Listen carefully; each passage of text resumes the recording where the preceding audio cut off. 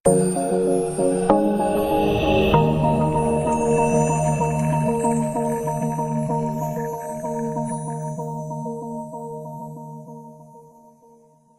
sore, salam sejahtera untuk kita semua, salam budi luhur.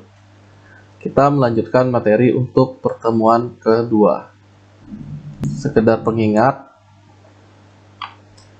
saya sudah menyampaikan tentang kegiatan perkuliahan kita akan terbagi pada classroom berisi instruksi, absensi kehadiran, materi, kuis, juga soal dan thread pengumpulan jawaban.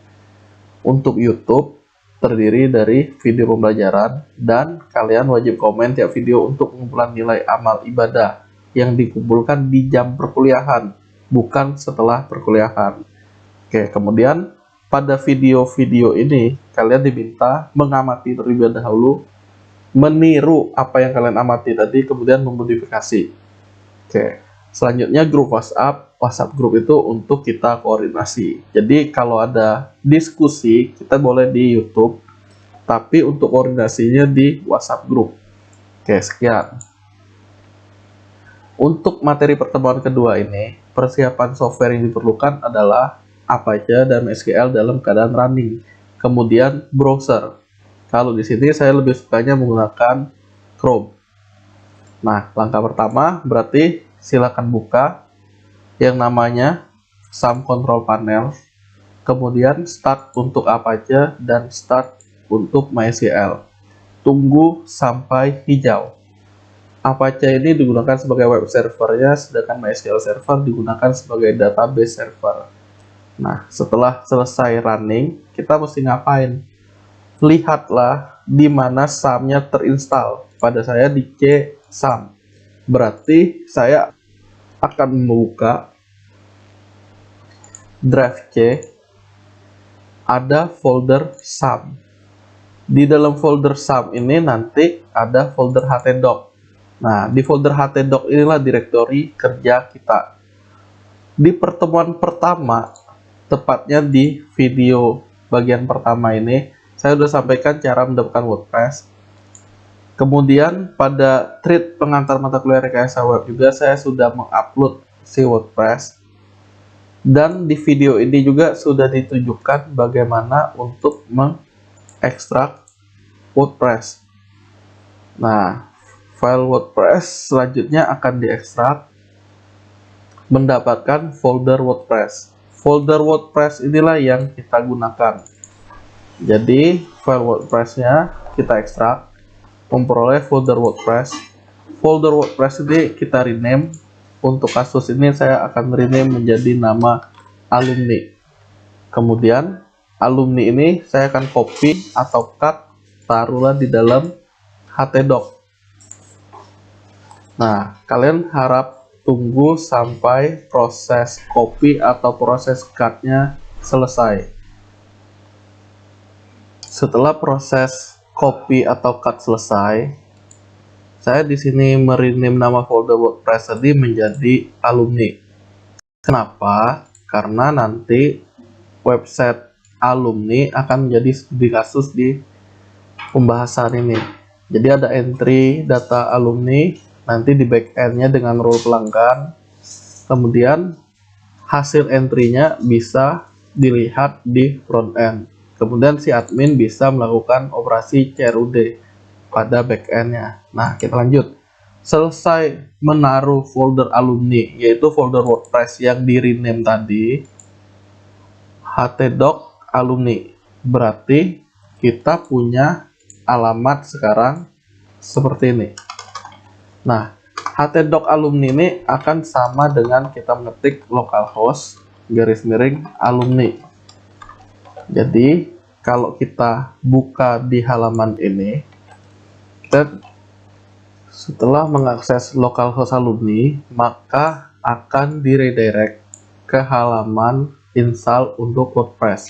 Nah, apa yang perlu kita lakukan?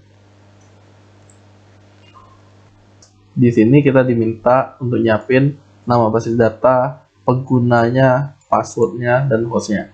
Klik ayo. Sambil menunggu, karena butuh nama database, kita buka localhost php my admin. Nah, kita sambil tunggu. Di sini nama basis datanya apa? Nah, karena sesuai dengan aplikasinya, misalnya saya namain alumni, maka saya namain di sini DB alumni. Untuk pengguna, kebetulan kalau kita localhost itu pengguna defaultnya adalah root, itu nggak perlu diganti. Untuk sardinya kosong, ini keadaan defaultnya.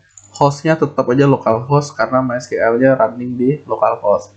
Sedangkan prefix-nya ini boleh kita ubah, boleh juga enggak. Kalau kita ubah di sini WP underscore, maka setiap nama tabel itu, tabel WordPress akan dimulai dengan WP underscore. Tapi kalau kita mau namain dengan alumni, misalnya AL underscore, nanti hasil tabelnya AL underscore dimulai.